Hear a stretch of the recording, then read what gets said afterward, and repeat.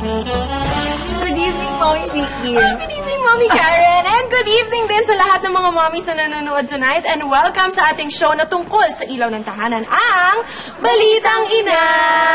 Naku, Mommies, meron kaming balitang inang good news na siguradong magugustuhan ninyo.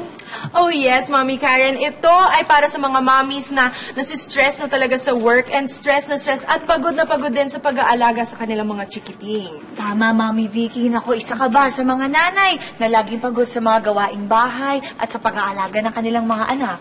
Naku, maraming mga ganyan mga mommies, Mommy Karen.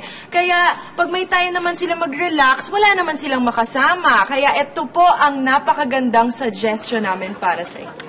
Opo, merong isang grupong itinayo para sa mga ina na gustong mag-relax, mag-unwind, o mag-chill lang. Ang tawag po sa grupong ito ay Kulitang Ina!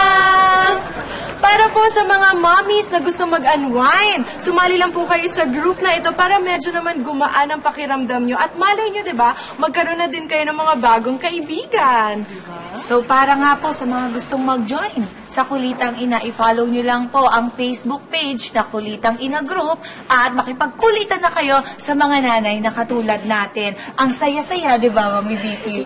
Ayan, try nyo po mga mommies dahil lagi din po kaming kasama ni Mami Karen dito. Lagi kaming Kukulitang Ina!